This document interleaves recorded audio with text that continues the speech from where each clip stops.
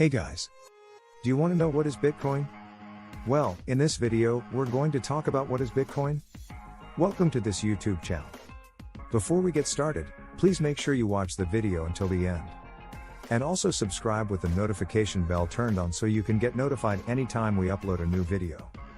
In 2008, a pseudonymous programmer named Satoshi Nakamoto published a 9-page document outlining a new decentralized, digital currency. They called it Bitcoin. Bitcoin is the world's first successful decentralized cryptocurrency and payment system. Launched in 2009 by a mysterious creator known only as Satoshi Nakamoto. The word cryptocurrency refers to a group of digital assets where transactions are secured and verified using cryptography, a scientific practice of encoding and decoding data. Those transactions are often stored on computers distributed all over the world via a distributed ledger technology called blockchain, see below. Bitcoin can be divided into smaller units known as satoshis, up to 8 decimal places, and used for payments. But it's also considered a store of value like gold. This is because the price of a single Bitcoin has increased considerably since its inception from less than a cent to tens of thousands of dollars. When discussed as a market asset, Bitcoin is represented by the ticker symbol BTC. The term decentralized is used often when discussing cryptocurrency, and simply means something that is widely distributed and has no single, centralized location or controlling authority. In the case of Bitcoin, and indeed many other cryptocurrencies, the technology and infrastructure that govern the creation, supply, and security of it do not rely on centralized entities, like banks and governments, to manage it. Instead, Bitcoin is designed in such a way that users can exchange value with one another directly through a peer-to-peer network. A type of network where all users have equal power and are connected directly to each other without a central server or intermediary company acting in the middle. This allows data to be shared and stored, or Bitcoin payments to be sent and received seamlessly between parties. The Bitcoin network, capital B, when referring to the network and technology. Lowercase b when referring to the actual currency, Bitcoin, is completely public. Meaning anyone in the world with an internet connection and a device that can connect to it can participate without restriction. It's also open source, meaning anyone can view or share the source code Bitcoin was built upon. Perhaps the easiest way to understand Bitcoin is to think of it like the internet for money. The internet is purely digital, no single person owns or controls it. It's borderless, meaning anyone with electricity and a device can connect to it, it runs 24/7. And people who use it can easily share data between one another. Now imagine if there was an internet currency where everyone who used the internet could help to secure it, issue it and pay each other directly with it without having to involve a bank. That's what Bitcoin essentially is. An alternative to fiat currency. Nakamoto originally designed Bitcoin as an alternative to traditional money, with a goal for it to eventually become a globally accepted legal tender so people could use it to purchase goods and services. However, Bitcoin's utility for payments has been stymied somewhat by its price volatility. Volatility is a word used to describe how much an asset's price changes over a period of time. In the case of Bitcoin, its price can change dramatically day to day, and even minute to minute, making it a less than ideal payment option. For example, you wouldn't want to pay $3.50 for a cup of coffee and 5 minutes later it's worth $4.30. Conversely, it doesn't work out great for merchants either if Bitcoin's price falls dramatically after the coffee's handed over. In many ways, Bitcoin works in the opposite way as traditional money. It is not controlled or issued by a central bank. It has a fixed supply, which means new Bitcoins cannot be created at will, and its price is not predictable. Understanding these differences is the key to understanding Bitcoin. How does Bitcoin work? It's important to understand there are 3 separate components to Bitcoin, all of which combine together to create a decentralized payment system. The Bitcoin network. The native cryptocurrency of the Bitcoin network, called Bitcoin, BTC. The Bitcoin blockchain. Bitcoin runs on a peer-to-peer network where users, typically individuals or entities who want to exchange Bitcoin with others on the network, do not require the help of intermediaries to execute and validate transactions. Users can choose to connect their computer directly to this network and download its public ledger in which all the historical Bitcoin transactions are recorded. This public ledger uses a technology known as blockchain, also referred to as distributed ledger technology. Blockchain technology is what allows cryptocurrency transactions to be verified, stored and ordered in an immutable, transparent way.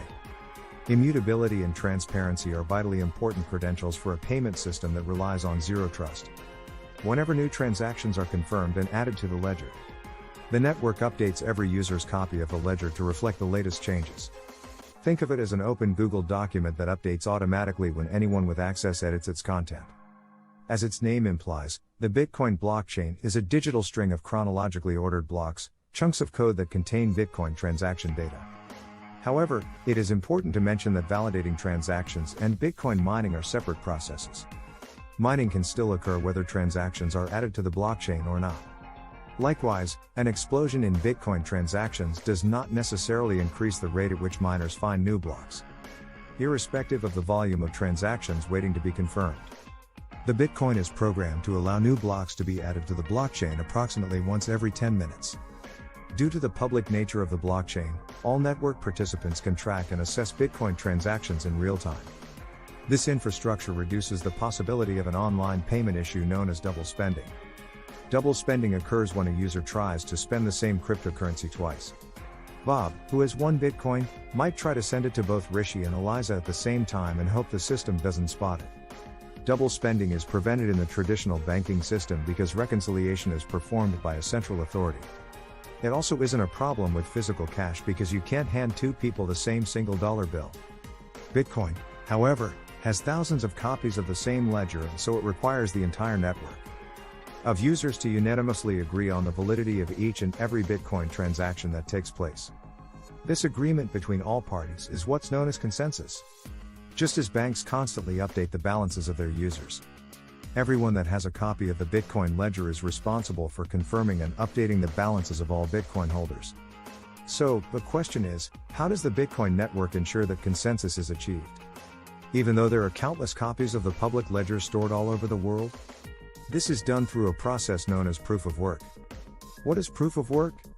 Computers in the Bitcoin network use a process called proof of work, POW, to validate transactions and secure the network. Proof of work is the Bitcoin blockchain's consensus mechanism.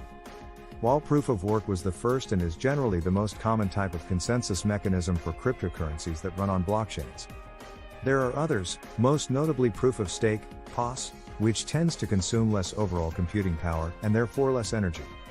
Proof of work elevates certain network contributors to the role of validators, more commonly known as miners, only after they have proven their commitment to the network by dedicating an immense amount of computing power to discovering new blocks, a process that typically takes approximately 10 minutes. When a new block is discovered, the successful miner who found it through the mining process gets to fill it with 1 megabytes worth of validated transactions. This new block is then added to the chain and everyone's copy of the ledger is updated to reflect the new data. In exchange for their efforts, the miner is allowed to keep any fees attached to the transactions they add. Plus they're given an amount of newly minted Bitcoin. The new Bitcoin created and handed to successful miners is known as a block reward. All Bitcoin users have to pay a network fee each time they send a transaction, usually based on the size of it, before the payment can be queued for validation. Think of it like buying a stamp to post a letter. The goal when adding a transaction fee is to match or exceed the average fee paid by other network participants so your transaction is processed in a timely manner. Miners have to cover their own electricity and maintenance costs when running their machines all day to validate the Bitcoin network. So they prioritize transactions with the highest fees attached to make the most money possible when filling new blocks. You can view the average fees on the Bitcoin mempool, which can be likened to a waiting room where unconfirmed transactions are held until they are selected and added to the blockchain by miners. Watch more, how Bitcoin mining works. How is Bitcoin created? The Bitcoin network automatically releases newly minted Bitcoin to miners when they find and add new blocks to the blockchain. The total supply of Bitcoin has a cap of 21 million coins, meaning once the number of coins in circulation reaches 21 million, the protocol will stop minting new coins.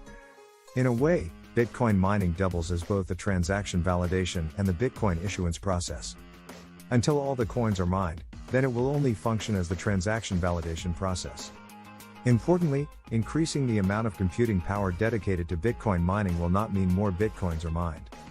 Miners with more computing power only increase their chances of being rewarded with the next block. So the amount of Bitcoin mined remains relatively stable over time.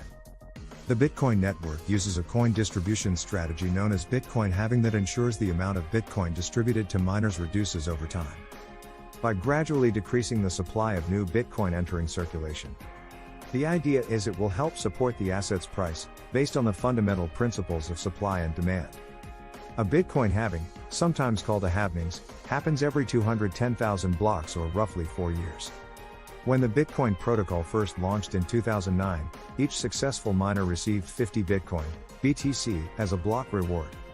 Fast forward to 2021, block rewards are now 6.25 BTC, a reduction from 12.5 BTC prior to the Bitcoin halving in May 2020. The next halving is expected to take place sometime in 2024 and will see block rewards drop again, to 3.125 BTC. This process will continue until eventually there are no more coins left to be mined. Today, there are over 18.7 million BTC in circulation, meaning there are just 2.25 million BTC left to enter circulation. However, taking into consideration the halving principle and other network factors like mining difficulty, it's estimated the last Bitcoin will be mined sometime around the year 2140. Make sure you stay watching our next related video to discover more about cryptocurrency. Thank you very much for watching, and I will see you in the next video.